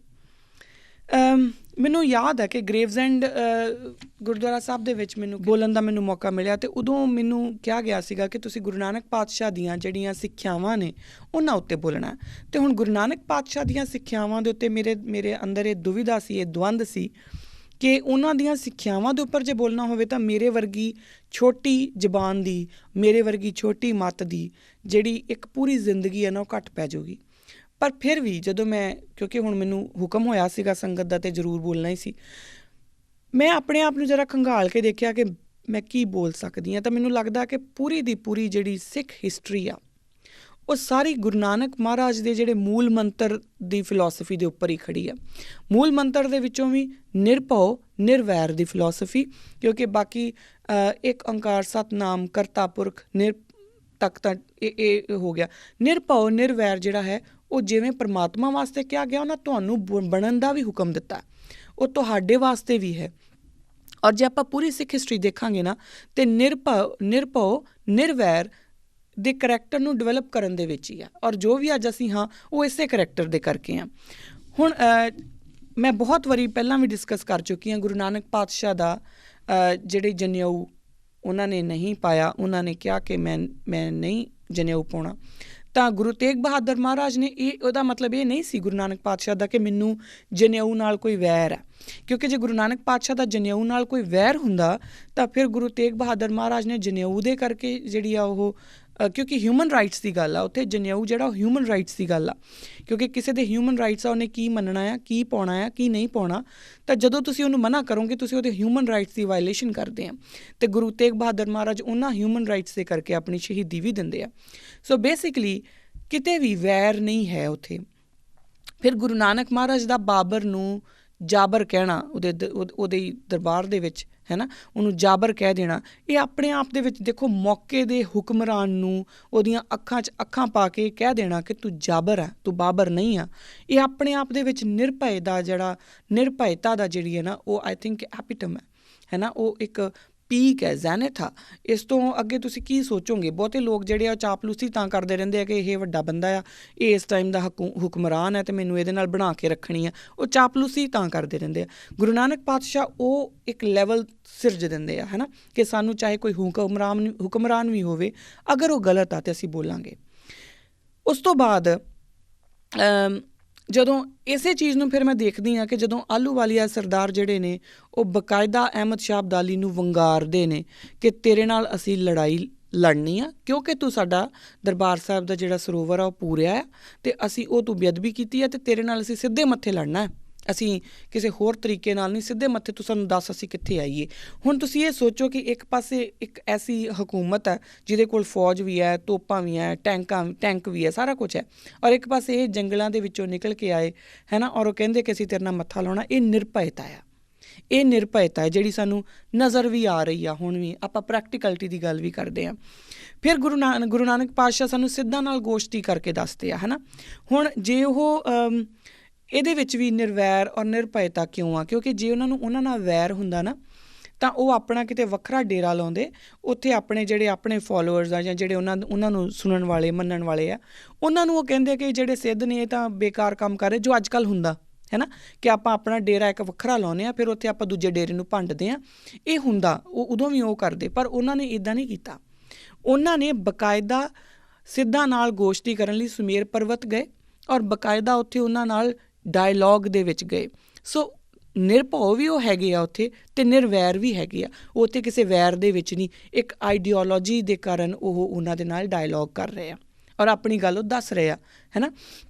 ਸੋ ਇਹ ਜਿਹੜਾ ਫਲਸਫਾ ਹੈ ਨਾ ਨਿਰਭਉ ਨਿਰਵੈਰ ਦਾ, ਉਹ ਮੈਨੂੰ ਲੱਗਦਾ ਕਿ ਇੱਥੋਂ ਹੀ ਨਿਕਲ ਕੇ ਆਇਆ, ਜਿਹਦੇ ਤੋਂ ਬਾਅਦ ਫਿਰ ਜਦੋਂ ਛੋਟੇ ਸਾਹਿਬਜ਼ਾਦੇ ਸੂਬਾ ਸਰਹੰਦ ਦੀ ਕਚਹਿਰੀ ਦੇ ਵਿੱਚ ਜਿਸ ਤਰੀਕੇ ਨਾਲ ਉਹਦੇ ਨਾਲ ਵਾਰਤਾਲਾਪ ਕਰਦੇ ਆ, ਹੈ ਨਾ, ਉਹ ਛੋਟੇ ਛੋਟੇ ਸੀ, ਬੇਸ਼ੱਕ ਉਹਨਾਂ ਦੀ ਰੂਹ ਬਹੁਤ ਵਿਸ਼ਾਲ ਸੀ ਪਰ ਉਮਰ ਤਾਂ ਉਹਨਾਂ ਦੀ ਛੋਟੀ ਸੀਗੀ ਨਾ। ਉਹ ਜਿਹੜਾ ਨਿਰਭੈ, ਉਹ ਜਿਸ ਤਰੀਕੇ ਨਾਲ ਉਹਨਾਂ ਨੂੰ ਉਹ ਨਿਰਭਉ ਆ, ਹੈ ਨਾ, ਬਿਲਕੁਲ ਉਸ ਤਰੀਕੇ ਦਾ ਵਰਤਾਰਾ ਜਿਹੜਾ ਉਹ ਸਾਡੇ ਕਿਰਦਾਰ ਦਾ ਇੱਕ ਹਿੱਸਾ ਬਣ ਗਿਆ। ਹੁਣ ਫਾਈਨਲੀ ਜਦੋਂ ਆਪਾਂ ਇਹ ਦੇਖਦੇ ਹਾਂ ਕਿ ਹਰ ਇੱਕ ਪਾਸਿਓਂ ਹਰ ਇੱਕ ਤਰੀਕੇ ਨਾਲ ਪੰਜਵੇਂ ਪਾਤਸ਼ਾਹ, ਫਿਰ ਉਸ ਤੋਂ ਬਾਅਦ ਛੇਵੇਂ ਪਾਤਸ਼ਾਹ ਦੀਆਂ ਜੰਗਾਂ ਵੀ ਹੁੰਦੀਆਂ, ਪੰਜਵੇਂ ਪਾਤਸ਼ਾਹ ਦੀ ਸ਼ਹੀਦੀ ਹੁੰਦੀ ਆ, ਉਸ ਤੋਂ ਬਾਅਦ ਫਿਰ ਅੱਗੇ ਆਉਂਦੇ ਆਉਂਦੇ ਗੁਰੂ ਤੇਗ ਬਹਾਦਰ ਮਹਾਰਾਜ ਦੀ ਸ਼ਹੀਦੀ ਵੀ ਹੁੰਦੀ ਆ। ਪਰ ਸਾਡੇ ਇਸ ਪੂਰੇ ਦੇ ਵਿੱਚੋਂ ਜਿਹੜੀ ਅੱਜ ਵੀ ਜਿਹੜਾ ਇੱਕ ਨੈਰੇਟਿਵ ਆਉਂਦਾ ਨਾ, ਮੈਂ ਸਵੇਰੇ ਹੀ ਕਿਤੇ ਪੜ੍ਹਦੀ ਪਈ ਸੀ ਕਿ ਕਿਸੇ ਨੇ ਇੱਕ ਟਵੀਟ ਲਿਖੀ, ਪਤਾ ਨਹੀਂ ਫੇਸਬੁੱਕ ਪੋਸਟ ਪਾਈ ਹੋਈ ਸੀਗੀ ਕਿ ਇਹਨਾਂ ਜਿਹੜੇ ਸਿੱਖ ਨੇ, ਇਹਨਾਂ ਨੇ ਗੁਰੂ ਤੇਗ ਬਹਾਦਰ ਦੇ ਕਾਤਲਾਂ ਦੇ ਨਾਲ ਹੱਥ ਮਿਲਾ ਲਏ ਆ। ਅਤੇ ਮੈਨੂੰ ਬੜਾ ਹਾਸਾ ਆਇਆ ਕਿ ਬੇਸਿਕਲੀ ਤੁਹਾਨੂੰ ਪਤਾ ਹੀ ਨਹੀਂ ਕਿ ਸਾਡਾ ਕਿਰਦਾਰ ਕੀ ਹੈ ਨਾ, ਇਸੇ ਕਰਕੇ ਤੁਹਾਨੂੰ ਇਹ ਗੱਲਾਂ ਸਮਝ ਆਉਣ, ਇਹ ਤੁਹਾਨੂੰ ਲੱਗਦੀਆਂ ਆ। ਕਿਉਂਕਿ ਉਸ ਟਾਈਮ ਦੇ ਉੱਤੇ, ਅੱਜ ਤਾਂ ਫਿਰ ਵੀ ਇੰਨਾ ਸਮਾਂ ਹੋ ਗਿਆ, ਜੇ ਕਹੇ ਕੋਈ ਕਿ ਅਸੀਂ ਔਰੰਗਜ਼ੇਬ ਨੂੰ ਮਾਫ਼ ਕੀਤਾ, ਕਦੀ ਵੀ ਨਹੀਂ। ਜੇ ਕੋਈ ਕਹੇ ਅਸੀਂ ਅਹਿਮਦ ਸ਼ਾਹ ਅਬਦਾਲੀ, ਜ਼ਕਰੀਆ ਖਾਨ ਵਰਗਿਆਂ ਨੂੰ ਮਾਫ਼ ਕੀਤਾ, ਕਦੀ ਵੀ ਨਹੀਂ ਕੀਤਾ। ਪਰ ਇਸ ਦਾ ਮਤਲਬ ਇਹ ਨਹੀਂ ਕਿ ਅਸੀਂ ਹਰ ਮੁਸਲਮਾਨ ਦੇ ਵਿੱਚ ਉਹਨਾਂ ਨੂੰ ਹੀ ਦੇਖਣਾ ਸ਼ੁਰੂ ਕਰ ਦਾਂਗੇ, ਇਹ ਸਾਡਾ ਕਿਰਦਾਰ ਹੀ ਨਹੀਂ ਆ। ਔਰ ਇਹਦੀ ਜਿਹੜੀ ਮਿਸਾਲ ਸਾਨੂੰ ਮਿਲਦੀ ਹੈ ਕਿ ਜਦੋਂ ਜੰਗ ਦੇ ਵਿੱਚ ਵੀ ਭਾਈ ਕਨ੍ਹੱਈਆ ਜਿਹੜੇ ਆ, ਉਹ ਉਹਨਾਂ ਨੂੰ ਜਿਹੜੇ ਫੌਜੀ ਨੇ, ਜਿਹੜੇ ਫੱਟੜ ਨੇ, ਚਾਹੇ ਉਹ ਮੁਸਲਮਾਨ ਨੇ ਚਾਹੇ ਉਹ ਸਿੱਖ ਨੇ, ਉਹਨਾਂ ਸਾਰਿਆਂ ਨੂੰ ਪਾਣੀ ਵੀ ਪਿਲਾ ਰਹੇ, ਮਲਮ ਪੱਟੀ ਵੀ ਲਾ ਰਹੇ, ਹੈ ਨਾ। ਸਾਡਾ ਇਹ ਕਿਰਦਾਰ ਹੈ, ਇਹ ਨਿਰਵੈਰਤਾ ਆ। ਸਾਨੂੰ ਭੈ ਕੋਈ ਨਹੀਂ, ਅਸੀਂ ਉਹਨਾਂ ਕੋਲ ਡਰ ਕੇ ਉਹਨਾਂ ਨੂੰ ਪੱਟੀਆਂ ਨਹੀਂ ਕਰ ਰਹੇ, ਕਿਉਂਕਿ ਅਸੀਂ ਲੜਾਈ ਵੀ ਉਹਨਾਂ ਨਾਲ ਲੜ ਰਹੇ ਹਾਂ, ਪਰ ਸਾਨੂੰ ਵੈਰ ਵੀ ਨਹੀਂ, ਐਜ਼ ਇਟ ਇਜ਼ ਸਾਨੂੰ ਵੈਰ ਨਹੀਂ, ਆਈਡੀਓਲੋਜੀਕਲ ਡਿਫਰੈਂਸਿਸ ਦਾ ਵੈਰ ਆ। ਉਹਨਾਂ ਨੇ ਲੜਾਈ, ਉਹਨਾਂ ਨੇ ਭਾਜੀ ਪਾਈ, ਅਸੀਂ ਮੋੜਨੀ ਆ। ਇਸ ਕਰਕੇ ਇਹ ਜਿਹੜਾ ਨਿਰਭੈ ਔਰ ਨਿਰਭਉ ਨਿਰਵੈਰ ਦੀ ਜਿਹੜੀ ਫਿਲੋਸਫੀ ਦੇ ਵਿੱਚੋਂ ਸਾਡਾ ਕਿਰਦਾਰ ਨਿਕਲ ਕੇ ਆਉਂਦਾ ਨਾ, ਮੈਨੂੰ ਲੱਗਦਾ ਕਿ ਸਿੱਖ ਹਿਸਟਰੀ ਨੂੰ ਇਹ ਡਿਫਾਈਨ ਕਰਦਾ ਆ। ਔਰ ਇਹ ਜਿਹੜਾ ਵਰਤਾਰਾ ਆ, ਉਹ ਮੈਂ ਤਾਂ ਥਿਓਰੈਟੀਕਲੀ ਬੋਲ ਰਹੀ ਹਾਂ, ਸਾਡੇ ਮੁੰਡਿਆਂ ਨੇ, ਸਾਡੇ ਬਾਬਿਆਂ ਨੇ, ਸਾਡੀਆਂ ਬੀਬੀਆਂ ਨੇ, ਜਿਹੜੇ ਦਿੱਲੀ ਚਲੋ ਦੇ ਪ੍ਰੋਟੈਸਟ ਵਿੱਚ ਸ਼ਾਮਲ ਸੀ, ਉਹਨਾਂ ਨੇ ਬਕਾਇਦਾ ਇਹ ਪ੍ਰੈਕਟੀਕਲੀ ਪ੍ਰੂਵ ਕਰਕੇ ਦੱਸ ਦਿੱਤਾ। ਹੁਣ ਦੇਖਿਓ ਜੇ ਕਿੱਦਾਂ ਉਹਨਾਂ ਨੇ ਉਹ ਕਿਸ ਤਰੀਕੇ ਨਾਲ, ਜਦੋਂ ਮੈਂ ਨਿਰਭਉ ਦੀ ਗੱਲ ਕਰਦੀ ਹਾਂ, ਅਤੇ ਹੁਣ ਤੁਸੀਂ ਇਹ ਦੇਖੋ, ਪਹਿਲੀ ਗੱਲ ਤਾਂ ਇਹ ਕਿ ਉਹਨਾਂ ਨੂੰ ਪਤਾ ਕਿ ਸੈਂਟਰ ਸਰਕਾਰ ਕੀ ਕਰ ਰਹੀ ਹੈ। ਉਹਨਾਂ ਨੂੰ ਇਹ ਵੀ ਪਤਾ, ਉਹਨਾਂ ਦੇ ਸਾਹਮਣੇ ਇੱਕ ਮਾਡਲ ਹੈ ਕਿ ਉਹਨਾਂ ਨੇ ਜੰਮੂ ਕਸ਼ਮੀਰ ਦੇ ਵਿੱਚ 370 ਹਟਾਈ, ਫਿਰ ਉਹਨਾਂ ਨੇ CAA ਵੀ ਲੈਣ ਦਾ, ਪ੍ਰੋਟੈਸਟ ਵੀ ਹੋਏ, ਪਰ ਕੁਛ ਨਹੀਂ ਨਿਕਲਿਆ। ਸੋ ਉਹਨਾਂ ਦੇ ਸਾਹਮਣੇ ਇੱਕ ਬੜੀ ਤਾਕਤਵਰ, ਇੱਕ ਬੜੀ ਮਜ਼ਬੂਤ ਔਰ ਬੜਾ ਇੱਕ ਈਗੋਇਸਟਿਕ ਬੰਦਾ ਖੜ੍ਹਾ ਹੈ, ਜੋ ਆਪਣੀ ਗੱਲ ਤੋਂ ਨਹੀਂ ਹਟਦਾ, ਪਰ ਫਿਰ ਵੀ ਉਹਦੀਆਂ ਅੱਖਾਂ ਦੇ ਵਿੱਚ ਅੱਖਾਂ ਪਾ ਕੇ ਉਹਨੂੰ ਇਹ ਕਹਿਣ ਦੀ ਹਿੰਮਤ ਰੱਖਦੇ ਆ ਕਿ ਤੂੰ ਜਾਬਰ ਹੈ। ਇਹ ਦੁਬਾਰਾ ਇਹ ਵਰਤਾਰਾ ਜਿਹੜਾ ਸਾਨੂੰ ਨਜ਼ਰ ਆਉਂਦਾ ਆ, ਹੈ ਨਾ। ਔਰ ਨਾ ਸਿਰਫ ਇੰਨੀ ਗੱਲ, ਫਿਰ ਉਹ ਉੱਥੋਂ ਚੱਲਦੇ ਵੀ ਆ। ਹੁਣ ਜਦੋਂ ਉਹ ਚੱਲ ਰਹੇ ਆ, ਰਸਤੇ ਵਿੱਚ ਜਿੰਨੀਆਂ ਵੀ ਉਹਨਾਂ ਦੇ ਸਾਹਮਣੇ ਅੜਚਣਾਂ ਆਈਆਂ, ਉਹਨਾਂ ਨੇ ਕਿੰਨੀ ਨਿਰਭੈਤਾ ਦੇ ਨਾਲ ਉਹਦਾ ਫੈਸਲਾ ਕੀਤਾ। ਔਰ ਉਹ ਦੇਖੋ ਉਹਨਾਂ ਨੂੰ ਕਿਸ ਤਰੀਕੇ ਨਾਲ ਉਹ ਚੱਕ ਕੇ ਪਰੇ ਕਰਦੇ ਆ। ਫਿਰ ਇੱਕ ਨੌਜਵਾਨ ਜਿਹੜਾ ਆ, ਉਹ ਜਿਹੜੀ ਬੜੀ ਵਾਇਰਲ ਵੀ ਹੋਈ ਫੋਟੋ, ਨਵਦੀਪ ਸਿੰਘ ਜਿਹੜਾ ਜੰਪ ਕਰਦਾ ਆ, ਫਿਰ ਉਹਨੂੰ ਜਾ ਕੇ ਉਹ ਬੰਦ ਵੀ ਕਰਦਾ, ਉਹਨੂੰ ਇੱਕ ਮਿੰਟ ਲਈ ਵੀ ਡਰ ਨਹੀਂ ਲੱਗਾ। ਇੱਕ ਹੋਰ ਨੌਜਵਾਨ ਜਿਹੜਾ ਆਪ, ਉਹਨੇ ਆਪਣੀ ਇੰਟਰਵਿਊ ਵਿੱਚ ਵੀ ਦੱਸਿਆ ਕਿ ਮੈਨੂੰ ਪਤਾ ਹੀ ਨਹੀਂ ਲੱਗਾ ਮੈਂ ਕਦੋਂ, ਇਹ ਨਵਦੀਪ ਸਿੰਘ ਨਹੀਂ, ਇਹ ਕੋਈ ਹੋਰ ਸੀਗਾ। ਮੈਂ ਅਕਾਲ ਚੈਨਲ ਦੀ ਟੀਮ ਨੂੰ ਰਿਕੁਐਸਟ ਕਰੂੰਗੀ ਕਿ ਸਾਰੀਆਂ ਫੋਟੋਗ੍ਰਾਫਸ ਜਿਹੜੀਆਂ ਉਹ ਲਾਉਣ, ਤਾਂ ਕਿ ਸਾਨੂੰ ਸਾਰਿਆਂ ਨੂੰ ਪਤਾ ਹੋਵੇ ਕਿ ਉੱਥੇ ਇਕੱਲਾ ਇੱਕ ਹੀਰੋ ਨਹੀਂ, ਸਾਰੇ ਹੀਰੋ ਸੀ। ਉਹ ਜਦੋਂ ਉਹ ਜੰਪ ਕਰਦਾ, ਸਾਹਮਣੇ ਉਹਦੇ ਉੱਤੇ ਪਾਣੀ ਦੀ ਬੁਛਾੜ ਆ ਰਹੀ ਹੈ, ਪਰ ਉਹ ਸਾਹਮਣੇ ਉਹਦੀ ਜੰਪ ਕਰਕੇ ਪਾਣੀ ਦੀ ਬੁਛਾੜ ਦੇ ਉੱਤੋਂ ਦੀ ਜਾ ਕੇ ਅਤੇ ਉਹ ਬੰਦ ਕਰਕੇ ਆਉਂਦਾ ਆ। ਔਰ ਉਹ ਆਪਣੀ ਇੰਟਰਵਿਊ ਦੱਸਦਾ, ਕਹਿੰਦਾ ਮੈਨੂੰ ਪਤਾ ਹੀ ਨਹੀਂ ਲੱਗਾ ਕਿ ਮੈਂ ਕਿਹੜੇ ਵੇਲੇ, ਬਸ ਮੈਨੂੰ ਇੱਕ ਅੰਦਰੋਂ ਰੋਸ ਜਾਗ ਗਿਆ ਅਤੇ ਮੈਂ ਬਸ ਗਿਆ ਔਰ ਮੈਂ ਇੱਦਾਂ ਕਰ ਲਿਆ, ਹੈ ਨਾ। ਉਸ ਤੋਂ ਬਾਅਦ ਤੁਸੀਂ ਜਦ ਇੱਕ ਹੋਰ ਬੜੀ ਵਧੀਆ ਗੱਲ ਜੋ ਸਾਹਮਣੇ ਆਈ, ਉਹ ਇਹ ਕਿ ਇੱਕ ਰਿਟਾਇਰਡ ਫੌਜੀ, ਉਹਨਾਂ ਨੇ ਵੇਖਿਆ ਕਿ ਜਦੋਂ ਘੱਗਰ ਨਦੀ ਲਾਗੋਂ ਦੀ ਨਿਕਲਦੇ ਸੀਗੇ ਅਤੇ ਉੱਥੇ ਉਹ ਘੱਗਰ ਦਰਿਆ ਦੇ ਉਹ ਉਹਨਾਂ ਦੇ ਉੱਤੇ ਗੰਦੇ ਪਾਣੀ ਦੀਆਂ ਬੁਛਾੜਾਂ ਜਿਹੜੀਆਂ ਵੱਜ ਰਹੀਆਂ ਸੀ, ਉਹਨਾਂ ਨੇ ਘੱਗਰ ਦਰਿਆ ਦੇ ਵਿੱਚ ਛਾਲ ਮਾਰ ਕੇ ਬਕਾਇਦਾ ਜਿਹੜੀ ਉਹ ਕੌਰਡ ਸੀਗੀ, ਜਿਹੜੀ ਪਾਈਪ ਸੀ, ਉਹ ਕੱਟ ਦਿੱਤੀ, ਹੈ ਨਾ। ਇਹ ਨਿਰਭੈਤਾ ਆ। ਨਹੀਂ ਤਾਂ ਅਗਲਾ ਬੰਦਾ ਸੋਚਦਾ ਕਿ ਮੈਂ ਕਿਉਂ ਜਾਵਾਂ ਦਰਿਆ ਦੇ ਵਿੱਚ, ਮੇਰੇ ਇਕੱਲੇ 'ਤੇ ਪੈ ਰਹੀਆਂ, ਹੈ ਨਾ। ਪਰ ਉਹ ਇਹ ਨਿਰਭੈਤਾ ਆ, ਇਹ ਚੀਜ਼ ਆ ਜੋ ਸਾਨੂੰ ਦਿੱਤੀ ਆ। ਔਰ ਉਹਨਾਂ ਨੂੰ ਪੁੱਛਿਆ ਗਿਆ ਕਿ ਜੇ ਤੁਸੀਂ ਕਾਹਦੇ ਨਾਲ ਕੱਟੀ ਸੀ, ਤੁਸੀਂ ਕੋਈ ਚਾਕੂ ਲੈ ਕੇ ਗਏ ਸੀ ਜਾਂ ਕੋਈ ਕੈਂਚੀ ਜਾਂ ਕੀ ਲੈ ਕੇ ਗਏ ਸੀ, ਕਾਹਦੇ ਨਾਲ ਕੱਟੀ? ਉਹ ਕਹਿੰਦੇ ਜੀ ਸ਼੍ਰੀ ਸਾਹਿਬ ਨਾਲ ਕੱਟਤੀ। ਹੁਣ ਇਹ ਬੜਾ ਸਪੌਂਟੇਨੀਅਸ ਆਨਸਰ ਸੀ, ਸਪੌਂਟੇਨੀਅਸ ਰਿਐਕਸ਼ਨ ਸੀ, ਹੈ ਨਾ। ਉਸ ਤੋਂ ਅੱਗੇ ਆ ਜਾਓ ਤਾਂ ਇੱਕ ਮੇਰਾ ਕੋਈ ਵੀਰ ਮੈਂ ਦੇਖਿਆ ਉੱਥੇ, ਔਰ ਮੈਨੂੰ ਬੜਾ ਮਾਣ ਵੀ ਹੋਇਆ ਕਿ ਸਾਡੇ ਇਹੋ ਜਿਹੇ ਭਰਾ ਹੈਗੇ ਆ। ਬੜੀ ਖੁਸ਼ੀ ਵੀ ਹੋਈ। ਉਹ ਪਾਣੀ ਦੀ ਬੌਛਾਰ ਸਿੱਧੀ ਉਹਦੇ 'ਤੇ ਆ ਰਹੀ ਆ ਔਰ ਉਹ ਆਪਣਾ ਬਾਹਾਂ ਖਿਲਾਰ ਕੇ ਖੜ੍ਹਾ ਆ ਉਹ, ਹੈ ਨਾ। ਔਰ ਜਦੋਂ ਪਾਣੀ ਦੀ ਬੌਛਾਰ ਬੰਦ ਹੋ ਜਾਂਦੀ ਆ, ਉਹਦੇ ਪੈਰ ਨਹੀਂ ਉਖੜੇ ਉਸ ਜਗ੍ਹਾ ਦੇ ਉੱਤੋਂ, ਔਰ ਉਹ ਬਕਾਇਦਾ ਉਸ ਜਿੱਧਰੋਂ ਪਾਣੀ ਦੀ ਬੌਛਾਰ ਆ ਰਹੀ ਸੀ ਉਹਨਾਂ ਵੱਲ ਦੇਖ ਰਿਹਾ ਸੀ। ਔਰ ਉਸ ਤੋਂ ਬਾਅਦ ਫਿਰ ਉਹ ਉਹਨਾਂ ਨੂੰ ਇਸ਼ਾਰੇ ਨਾਲ ਕਰਕੇ ਵੀ ਮੁੜਦੇ ਵੀ, ਔਰ ਉਹਨੇ ਵੀ ਸ਼੍ਰੀ ਸਾਹਿਬ ਪਾਈ ਹੋਈ ਸੀ, ਹੈ ਨਾ। ਉਹ ਵੀ ਉਹ ਬਕਾਇਦਾ ਡੈਕੋਰੇਟਡ ਸੀਗਾ ਉਹ ਵੀ, ਹੈ ਨਾ। ਔਰ ਉਹ ਜਦੋਂ ਮੁੜਦਾ ਆ ਅਤੇ ਉਹ ਇੱਕ ਪਤਾ ਨਹੀਂ, ਮੇਰੇ ਲਈ ਤਾਂ ਬੜਾ ਇੱਕ ਅਲੌਕਿਕ ਜਿਹਾ ਨਜ਼ਾਰਾ ਆ। ਪਤਾ ਨਹੀਂ, ਮੈਨੂੰ ਪਤਾ ਨਹੀਂ ਕਿ ਤੁਹਾਡੇ ਤੱਕ ਮੈਂ ਇਹ ਗੱਲ ਪਹੁੰਚਾ ਪਾ ਰਹੀ ਹਾਂ ਜਾਂ ਤੁਸੀਂ ਮੇਰੀਆਂ ਭਾਵਨਾਵਾਂ ਨਾਲ ਜੋੜ ਪਾ ਰਹੇ ਹਾਂ ਕਿ ਨਹੀਂ, ਪਰ ਮੇਰੇ ਲਈ ਇਹ ਬੜਾ ਸਭ ਕੁਝ ਅਲੌਕਿਕ ਸੀ। ਜਦੋਂ ਉਹ ਐਵੇਂ ਕਰਕੇ ਅੱਗੋਂ ਮੁੜਿਆ ਨਾ, ਤਾਂ ਮੈਨੂੰ ਇੱਕਦਮ ਮੇਰੇ ਮੂੰਹ 'ਚੋਂ ਨਿਕਲਿਆ ਕਿ ਧੰਨਵਾਜਾਂ ਵਾਲਿਆ, ਇਹ ਤੂੰ ਹੀ ਕਰ ਸਕਦਾ ਆ, ਇਹ ਤੇਰਾ ਹੀ ਪ੍ਰਤਾਪ ਆ ਜੋ ਇਸ ਤਰੀਕੇ ਨਾਲ ਵਰਤ ਰਿਹਾ ਆ, ਇਹ ਤੂੰ ਹੀ ਵਰਤ ਸਕਦਾ ਆ। ਹੋਰ ਇਨਸਾਨ ਦੇ ਵੱਸ ਦੀਆਂ ਗੱਲਾਂ ਹੀ ਨਹੀਂ ਕਿ ਇਸ ਤਰੀਕੇ ਨਾਲ ਮੁੰਡੇ ਜਿਹੜੇ ਆ ਉਹ ਛਾਲਾਂ ਮਾਰ ਰਹੇ ਆ, ਹੈ ਨਾ। ਉਹਨਾਂ ਨੇ ਇੱਕ ਤਰ੍ਹਾਂ ਨਾਲ ਐਡਾ ਵੱਡਾ ਜਿਹੜਾ ਉਹ ਬੈਰੀਕੇਡਸ ਆ, ਪੱਥਰ ਆ, ਉਹ ਚੁੱਕ ਕੇ ਪਰੇ ਕਰ ਰਹੇ ਆ। ਇਹ ਸਿਰਫ ਗੁਰੂ ਮਹਾਰਾਜ ਦਾ ਪ੍ਰਤਾਪ ਆ, ਹੋਰ ਕੁਛ ਨਹੀਂ। ਉਸ ਤੋਂ ਬਾਅਦ ਫਿਰ ਅਗਲੀ ਜਿਹੜੀ ਗੱਲ ਆ, ਹਾਂ, ਜਿਹੜੇ ਬੰਬ ਦੇ ਜਿਹੜੇ ਉਹ ਟੀਅਰ ਬੋਂਬ ਦੇ ਗੋਲੇ ਆ ਰਹੇ ਸੀ, ਉਹਨਾਂ ਨੂੰ ਚੁੱਕ ਕੇ ਮਾਰਨਾ ਜਾਂ ਜਿਸ ਤਰੀਕੇ ਨਾਲ ਹੋਰ ਪੱਥਰਾਂ ਦੇ ਪੱਥਰ ਚੁੱਕ ਕੇ ਪਰੇ ਕਰ ਦੇਣਾ, ਇਹ ਸਾਰਾ ਕੁਛ ਹੀ ਜਿਹੜਾ ਆ ਹੌਸਲਾ ਵੀ ਹੈ, ਜੋਸ਼ ਵੀ ਹੈ, ਪਰ ਇਹਦੇ ਨਾਲ ਜਿਹੜਾ ਕਿ ਨਿਰਭੈ ਹੋਣਾ, ਉਹ ਨਿਰਭੈਤਾ ਜਿਹੜੀ ਉਹਨਾਂ ਦੇ ਕਰੈਕਟਰ ਦੇ ਵਿੱਚੋਂ ਝਲਕ ਰਹੀ ਆ। ਉਸ ਤੋਂ ਬਾਅਦ ਆ ਜਾਓ ਤੁਸੀਂ ਨਿਰਵੈਰ ਵੱਲ। ਹੁਣ ਦੇਖੋ, ਇਹ ਤੁਸੀਂ ਵੇਖੀਆਂ ਵੀ ਹੋਣਗੀਆਂ ਸਾਰਿਆਂ ਨੇ ਫੋਟੋਗ੍ਰਾਫਸ, ਕਿ ਜਿਹੜੇ ਲੋਕ ਉਹਨਾਂ ਨੂੰ ਡੰਡੇ ਮਾਰ ਰਹੇ ਆ, ਉਹਨਾਂ ਨੂੰ ਉਹੀ ਪਾਣੀ ਪਿਲਾ ਰਹੇ ਆ। ਔਰ ਇਹਨੂੰ ਜ਼ਰਾ ਤੁਸੀਂ ਕੰਪੇਅਰ ਕਰਕੇ ਦੇਖਿਓ ਕਿ ਭਾਈ ਕਨ੍ਹਈਆ ਉਹਨਾਂ ਲੋਕਾਂ ਨੂੰ ਜਿਹੜੇ ਉਹਨਾਂ ਦੇ ਵੱਲ ਤਲਵਾਰਾਂ ਲੈ ਕੇ ਵੱਧ ਰਹੇ ਆ, ਉਹਨਾਂ ਨਾਲ ਲੜ ਰਹੇ ਆ, ਉਹਨਾਂ ਨੂੰ ਪਾਣੀ ਪਿਆ ਰਹੇ ਆ। ਇੱਧਰ ਸਾਡੇ ਵਾਲੇ ਜਿਹੜੇ ਅੱਜ ਦੇ ਅਜੋਕੇ ਜਿਹੜੇ ਭਾਈ ਕਨ੍ਹਈਆ ਦੇ ਵਾਰਸ ਨੇ, ਉਹ ਵੀ ਬਕਾਇਦਾ ਉਹਨਾਂ ਨੂੰ ਹੀ ਪਾਣੀ ਪਿਲਾ ਰਹੇ ਜਿਹੜੇ ਉਹਨਾਂ ਨੂੰ ਡੰਡੇ ਮਾਰ ਰਹੇ ਆ, ਹੈ ਨਾ। ਇਹ ਨਿਰਵੈਰਤਾ ਆ। ਹੁਣ ਨਹੀਂ ਤਾਂ ਜੇ ਆਪਾਂ ਮਟੀਰੀਅਲਿਸਟਿਕ ਸੋਚ ਤੱਕ ਗੱਲ ਸਮਝੀਏ, ਜੇ ਆਪਾਂ ਕਹੀਏ ਕਿ ਸਿੱਖੀ ਦੀ ਗੱਲ ਨਹੀਂ ਹੋਣੀ ਚਾਹੀਦੀ ਇਹ ਧਰਨੇ ਦੇ ਵਿੱਚ, ਇਹ ਤਾਂ ਕਿਸਾਨਾਂ ਦਾ ਧਰਨਾ ਸੀ, ਫਿਰ ਕਿਸਾਨਾਂ ਦੇ ਧਰਨੇ ਦੇ ਵਿੱਚੋਂ ਇਹੋ ਜਿਹੀਆਂ ਚੀਜ਼ਾਂ ਨਿਕਲ ਕੇ ਨਹੀਂ ਸੀ ਆਉਣੀਆਂ। ਮੈਂ ਇਹ ਬਿਲਕੁਲ ਨਹੀਂ ਕਹਿ ਰਹੀ ਕਿ ਸਿਰਫ ਸਿੱਖਾਂ ਦਾ ਧਰਨਾ ਸੀ, ਮੈਂ ਸਿਰਫ ਇਹ ਕਹਿ ਰਹੀ ਹਾਂ ਕਿ ਪੰਜਾਬ ਦੇ ਜਿਹੜੇ ਕਿਸਾਨ ਨੇ ਉਹ ਮੈਕਸੀਮਮ ਸਿੱਖ ਨੇ, ਇਸ ਕਰਕੇ ਉਹਨਾਂ ਵਿੱਚੋਂ ਸਿੱਖੀ ਮਾਈਨਸ ਕਰ ਹੀ ਨਹੀਂ ਸਕਦੇ। ਤੁਸੀਂ ਕਿੱਦਾਂ ਕਹੋਗੇ ਕਿ ਮੈਂ ਇੱਕ ਫੀਮੇਲ ਵੀ ਹੈਗੀ ਹਾਂ ਔਰ ਮੈਂ ਕੁਛ ਬੋਲਦੀ ਹਾਂ, ਤੁਸੀਂ ਮੈਨੂੰ ਕਹੋ ਕਿ ਤੂੰ ਆਪਣਾ ਬੀਇੰਗ ਅ ਫੀਮੇਲ ਤੂੰ ਆਪਣੇ ਆਪ ਨੂੰ ਪਰੇ ਰੱਖ ਅਤੇ ਜੋ ਬੋਲ ਰਹੀ ਉਹਨੂੰ ਵੱਖਰਾ ਰੱਖ। ਇਹ ਕਿੱਦਾਂ ਹੋਊਗਾ? ਮੇਰੇ ਪਰਸਪੈਕਟਿਵ ਨੂੰ, ਮੇਰੀ ਆਈਡੈਂਟੀਟੀ ਨੂੰ, ਮੇਰੀ ਹਰ ਇੱਕ ਚੀਜ਼ ਕੰਸਟਰਕਟ ਕਰਦੀ ਆ। ਮੈਂ ਸਿੱਖ ਵੀ ਹਾਂ, ਮੈਂ ਫੀਮੇਲ ਵੀ ਹਾਂ, ਮੈਂ ਪੰਜਾਬੀ ਵੀ ਹਾਂ, ਮੈਂ ਇੱਥੋਂ ਦੀ ਪੜ੍ਹ ਵੀ ਰਹੀ ਹਾਂ। ਸੋ ਇਹ ਸਾਰੀਆਂ ਚੀਜ਼ਾਂ ਮੈਨੂੰ ਮਿਲਾ ਕੇ ਬਣਾਉਣਗੀਆਂ, ਹੈ ਨਾ। ਸੋ ਨਿਰਭਉਤਾ ਔਰ ਨਿਰਵੈਰਤਾ ਜਿਹੜੀ ਇੱਕ ਸਾਡਾ ਫਿਲੋਸਫੀ ਆ, ਫਾਊਂਡੇਸ਼ਨਲ ਫਿਲੋਸਫੀ ਆ, ਉਹ ਸਾਨੂੰ ਉੱਥੇ ਦੇਖਣ ਨੂੰ ਮਿਲੀ। ਹੁਣ ਨਿਰਵੈਰ ਹੁੰਦਾ ਕੌਣ ਆ? ਇਹ ਬੜੀ ਗੁਰਬਾਣੀ ਦੇ ਹਵਾਲੇ ਨਾਲ ਮੈਂ ਗੱਲ ਕਰਨ ਲੱਗੀ ਹਾਂ। ਨਿਰਵੈਰ ਕਹਿੰਦੇ ਪਾਰ ਬ੍ਰਹਮ ਕੇ ਭਗਤ ਨਿਰਵੈਰ। ਜਿਹੜੇ ਉਸ ਪਾਰ ਬ੍ਰਹਮ ਦੇ ਭਗਤ ਹੈ ਨਾ, ਸਿਰਫ ਉਹ ਨਿਰਵੈਰ ਹੋ ਸਕਦੇ ਆ। ਕਿਉਂਕਿ ਜਦੋਂ ਤੁਸੀਂ ਕਿਸੇ ਬੰਦੇ ਦੇ ਭਗਤ ਹੋ ਜਾਓਗੇ ਨਾ, ਜਦੋਂ ਤੁਸੀਂ ਕਿਸੇ ਇਨਸਾਨ ਦੇ ਭਗਤ ਹੋ ਜਾਓਗੇ, ਫਿਰ ਜਿਹੜਾ ਉਸ ਇਨਸਾਨ ਦੇ ਖਿਲਾਫ ਹੋਊਗਾ ਤੁਸੀਂ ਉਹਦੇ ਨਾਲ ਵੈਰ ਵੀ ਰੱਖੋਗੇ। ਜਿਹੜਾ ਕਿਸੇ ਇੱਕ ਆਈਡੀਓਲੋਜੀ ਦੇ ਭਗਤ ਹੋ ਜਾਓਗੇ ਤਾਂ ਜਿਹੜਾ ਉਸ ਆਈਡੀਓਲੋਜੀ ਦੇ ਖਿਲਾਫ ਹੋਊਗਾ ਤੁਸੀਂ ਉਹਨਾਂ ਵੈਰ ਵੀ ਰੱਖੋਗੇ। ਜਦੋਂ ਤੁਸੀਂ ਪਾਰ ਬ੍ਰਹਮ ਦੇ ਭਗਤ ਹੁੰਦੇ ਆ ਨਾ, ਫਿਰ ਤੁਸੀਂ ਨਿਰਵੈਰ ਹੋ ਜਾਂਦੇ ਆ। ਫਿਰ ਤੁਹਾਨੂੰ ਇਹ ਤਾਂ ਹੁੰਦਾ ਕਿ ਮੇਰੀ ਆਈਡੀਓਲੋਜੀ ਹੈ, ਮੈਂ ਆ ਸੋਚਦਾ, ਤੇਰੀ ਜੋ ਸੋਚ ਆ ਤੂੰ ਆਪਣੀ ਦੱਸ, ਮੈਂ ਆਪਣੀ ਦੱਸੂਗਾ। ਹੋ ਸਕਦਾ ਸਾਡਾ ਕਿਤੇ ਵੀ ਇੱਕ ਦੂਜੇ ਨਾਲ ਮੇਲ ਮਿਲਾਪ ਨਾ ਹੋਵੇ, ਪਰ ਫੇਅਰ ਇਨਫ ਉਹਦੇ ਵਿੱਚ ਵੈਰ ਕਿਤੇ ਨਹੀਂ ਆਉਂਦਾ, ਹੈ ਨਾ। ਗੱਲ ਰੱਖਣੀ ਵੱਖਰੀ ਗੱਲ ਆ, ਪਰ ਉਹ ਵੈਰ ਵਾਲੀ ਗੱਲ ਜਿਹੜੀ ਆ ਉਹ ਕਿਤੇ ਨਹੀਂ ਆਉਂਦੀ। ਇਹ ਆ ਪਾਰ ਬ੍ਰਹਮ ਕੇ ਭਗਤ ਨਿਰਵੈਰ। ਹੁਣ ਕਿੱਦਾਂ ਹੁੰਦੇ ਆ ਪਾਰ ਬ੍ਰਹਮ ਦੇ ਭਗਤ ਜਿਹੜੇ ਉਹ ਨਿਰਵੈਰ ਕਿੱਦਾਂ ਹੋ ਜਾਂਦੇ ਆ? ਉਹ ਕਹਿੰਦੇ ਆ ਭਰਮ ਭਉ ਕਾਟ ਕੀਏ ਨਿਰਵੈਰ ਜੀਓ।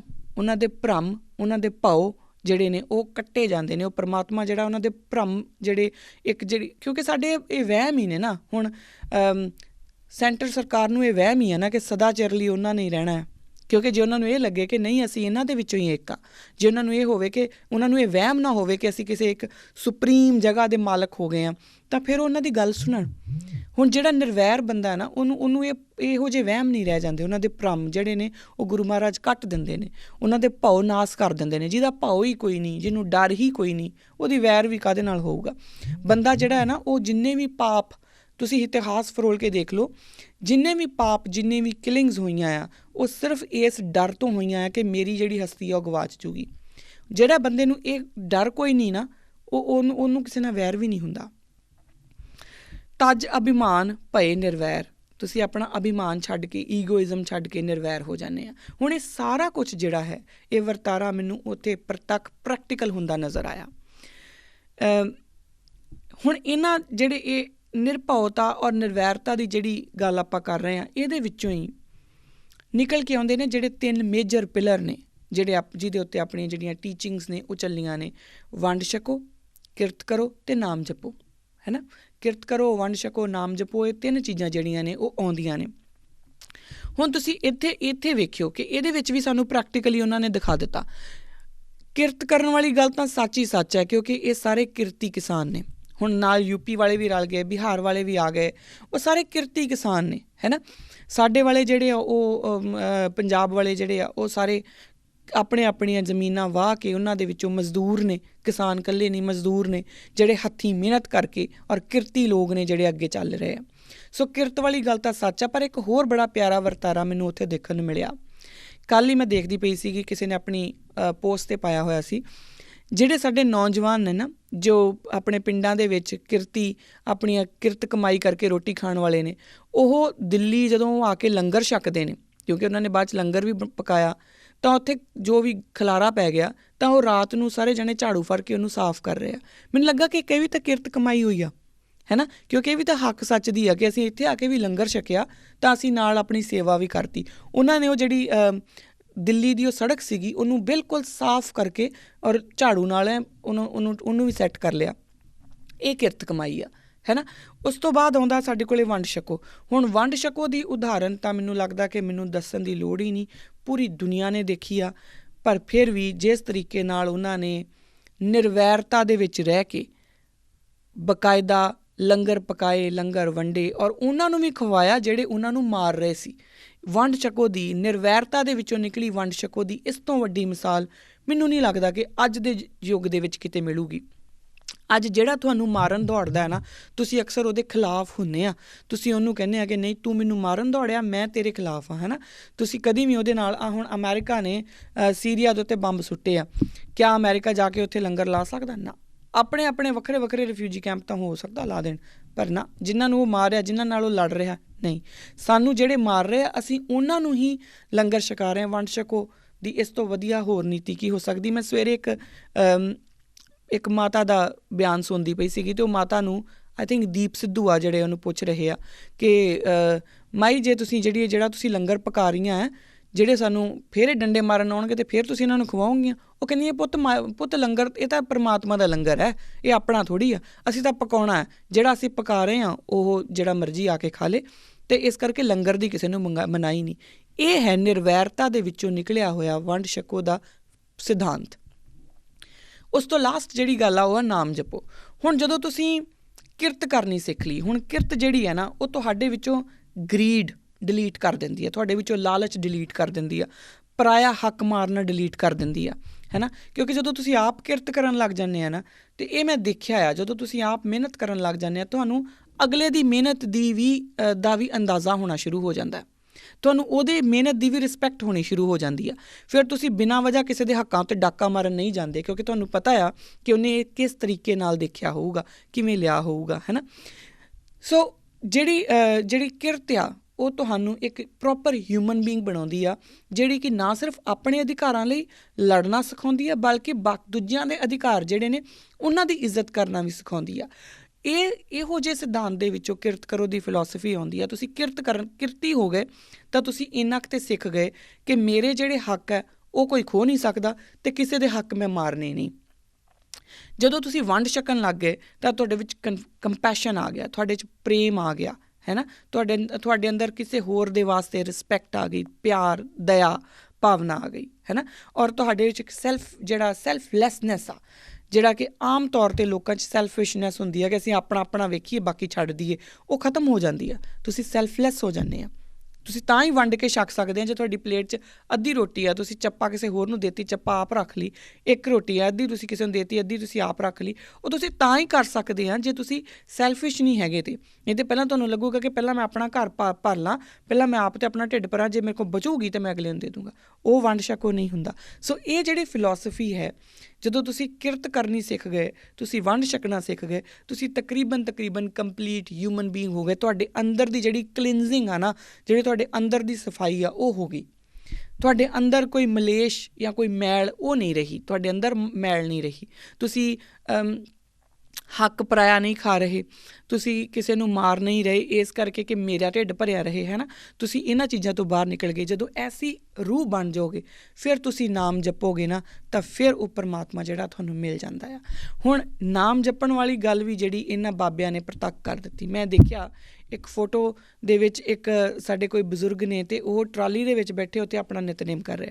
ਕੁਝ ਸਾਡੇ ਬਜ਼ੁਰਗ ਨੇ ਉਹ ਸਵੇਰੇ ਅੰਮ੍ਰਿਤ ਵੇਲਾ ਸਾਂਭਣ ਦੇ ਸਮੇਂ ਉਹ ਬਾਕਾਇਦਾ ਆਪਣਾ ਇਸ਼ਨਾਨ ਕਰ ਰਹੇ ਆ ਠੰਡੇ ਪਾਣੀ ਦੇ ਵਿੱਚ।